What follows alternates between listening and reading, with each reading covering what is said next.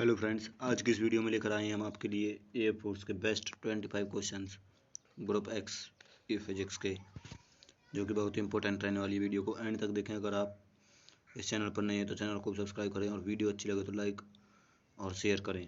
ज़्यादा time waste ना करते हैं, क्वेश्चन की तरफ चलते हैं। Question number first, the maximum time period of a simple pendulum is 84.6 minute. The phase difference between the acceleration and displacement in simple harmonic motion is 180 degree.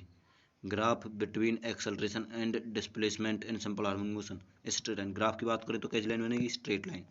अगर हम फेज डिफरेंस पूछें एक्सेलरेशन और displacement के बीच तो बनेगा 180 degree के phase difference, यानी कि जो एंगल बनता है उनके बीच में। Time period of a simple pendulum is, time period का जो फॉर्मूला है सिंपल पेंडुलम का सिंपल हार्मोनिक मोशन में वो क्या है? T is equals to 2 pi under root L by g. यहाँ पर एल क्या है? Length of the pendulum, g gravity, g की वैल्यू क्या है? 9.8 मीटर पर second square. Next question, an iron needle floats on the surface of water. किसके कारण होता है वो? सरफेस टेंशन के कारण, because of surface tension.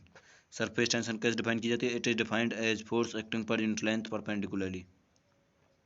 Question number 6, first law of thermodynamics is based on law of conservation of energy. Mathematical form में क्या होगा? Del Q is equals to del U plus के डब्ल्यू। यहाँ पे W क्या होता है? W is equal to P del V लिख सकते हैं हम। First law of thermodynamics is defined as energy can neither be created not be destroyed in any process, total energy of the universe remain the same. First law of thermodynamics क्या होता है कि energy ना तो create की जा सकती ना डिस्ट्रॉय, एक फॉर्म से दूसरी फॉर्म में चेंज की जा सकती है। ठीक है फ्रेंड्स। और अगर हम बात करें एनर्जी के law of conservation of energy की, तो भी ये स्टेट करता है कि energy can neither be created not be destroyed but it can be change from one form to another form. दोनों की डेफिनेशन सिमिलर है।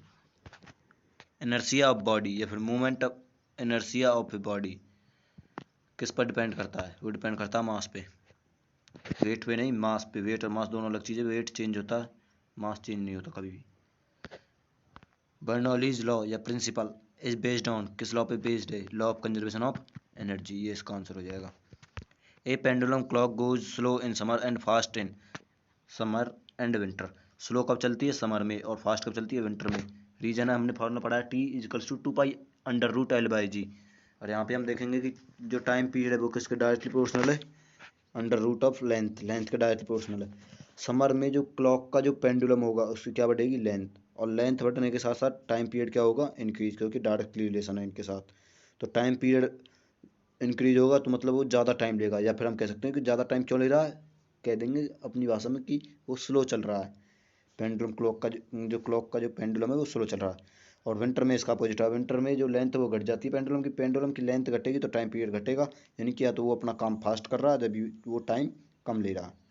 तो इसलिए कह देते हैं हम टाइम सिंपल पेंडुलम जो क्लॉक का go slow in summer and fast in winter. Reason मैंने लिख रखा, आप यहाँ से पढ़ सकते हैं। Radius of curvature of plane mirror is at किस पर होती है? इन्फिनिटी पर। अगला क्वेश्चन है, image formed by a plane mirror is या फिर आ वर्चुअल इरेक्ट। वर्चुअल होगी, इरेक्ट होगी, same size of the object and laterally inverted. Focus या focal length of a plane mirror is infinite. Focal length क्या होती है plane mirror की? Focal length होती है infinite. As P is equals to 1/f। P का मतलब power, F का मतलब फोकल लेंथ। एफ इनफाइनाइट है तो इसको यहाँ पर रखेंगे, एफ इनफाइनाइट का मतलब 1/0, तो इसको रखेंगे ऊपर, कैलकुलेट करेंगे तो पी की वैल्यू आ जाएगी 0। Question number 13, restriction on application of Bernoulli theorem is. इसका आंसर है the fluids must be incompressible. Bernoulli theorem तभी लग पाई जब फ्लूइड्स कैसे होंगे? इनकम्प्रेसिबल। उनको प्रॉपर्टी है जो इनकम्प्रेसिबिलिटी, ये शो करनी पड़ेगी। Hydraulic lift is based on Pascal's law. A balloon moving up in air is based on किस पर बेस्ड है? आर्किमिडीज प्रिंसिपल पर। Velocity of sound in any gas depends upon. Velocity जो साउंड की किसी भी गैस की किस पर डिपेंड करेगी?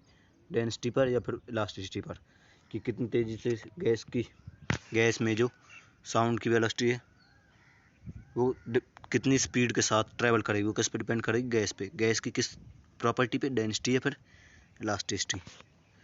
Time period of revolution of an electron is T is equals to 2 pi r upon v। R क्या है यहाँ पर, radius of an electron, V क्या है, वेलोसिटी ऑफ एन इलेक्ट्रॉन, ये इसका फॉर्मूला है। What will be the momentum of a particle having a mass of 13 kg when it is traveling at a speed of 11 metre पर second. आपने momentum का formula पढ़ा, P equal to mv, मास दे रखा है और वेलोसिटी दे रखी है, तो इन दोनों से मल्टीप्लाई कर आप निकाल लेंगे 143 किलोग्राम मीटर पर second. What will be the number of images formed when an object is placed symmetrically at an angle of 16 degree between the two mirrors। तो हमें नंबर ऑफ इमेजेस कितनी बनेंगी जब कोई दो सिमेट्रिकल मिरर, सिमेट्रिकल मतलब आमने सिमेट्री बनी हो, उनके बीच में बराबर पार्ट हो, उनके इक्वल लेंथ वाले जो मिरर हैं उनके बीच में हम कोई ऑब्जेक्ट को रखेंगे कितने एंगल पर, 60 डिग्री के एंगल पर। तो जो ऑब्जेक्ट 60 डिग्री के एंगल पर रखा है तो कितनी इमेज बनेंगी उसकी, हम सॉल्व करेंगे। फार्मूला यूज होगा जब सिमेट्रिकल रखे होंगे तो n equal to 360 degree upon theta minus 1, n equal to 360 degree upon theta minus 1, यहाँ पर थीटा की वैल्यू 60 डिग्री, सॉल्व करेंगे 6 - 1 बराबर 5, तो 5 इमेज बनेंगी। इसकी एक ट्रिक और है, कोई भी एंगल दे आपके पास, आपको ज़्यादातर उसका आंसर इवन नहीं रखना है, क्या रखना है उसका, ऑड, हर किसी में। इसलिए याद रखना ज़्यादातर में 1 घटाना ही पड़ता है, पहले ही ऑड आ जाता है तो कुछ भी सब्ट्रैक्ट नहीं करना पड़ेगा आपको। जैसे कि 72 एंगल होता है तो 5 टाइम हो जाता है 360, तो 5 ऑड है तो सीधा ही आपका आंसर यही हो जाता है, 1 सब्ट्रैक्ट नहीं करना पड़ता है, ये भी कर देते हैं हम सीधे ही उसमें। Question number 20, 5 identical cells of internal resistance is 1.5 ohm, each are connected in parallel combination, find the equivalent internal resistance of cells।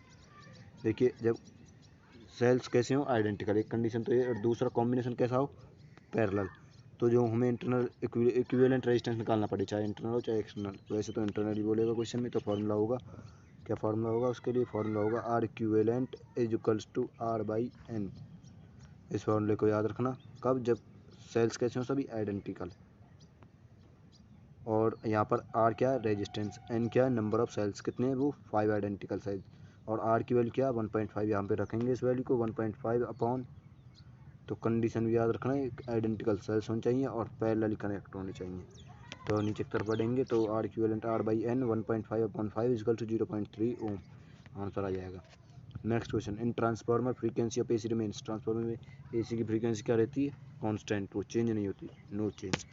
The de Broglie wavelength of the particle is, de Broglie wavelength जो particle की क्या है 0.2 angstrom, then find the momentum of the particle, momentum को किससे denote करते हैं, P से, formula क्या है इक्वल्स टू एम वी, और यहाँ पे ना तो मास है ना वेलोसिटी हमें दे रखा है, डी ब्रॉगली वेवलेंथ वाला क्वेश्चन, तो रिलेशन कौन सा लेंगे, lambda equal to H by P, यहाँ पर H by root 2 M E, यहाँ पे हमें सीधा मोमेंटम निकालना है तो पी को ले लेंगे equal to H by lambda, इसे यूज़ करेंगे, P equal to H by lambda, H की वैल्यू कांस्टेंट है जो 6.6 इंटू 10⁻34 जूल सेकंड है, लैम्डा की वैल्यू ऊपर क्वेश्चन में रखी है, इसे रखेंगे सॉल्व करेंगे तो आंसर आएगा हमारे पास 33 इंटू 10⁻24। अगर ये क्वेश्चन का आंसर ऑप्शन में मिल जाता है तो ठीक है, वरना सॉल्व करेंगे 10 से मल्टीप्लाई 10 से डिवाइड, तो आएगा 3.3 इंटू 10⁻23 किलोग्राम मीटर पर सेकेंड।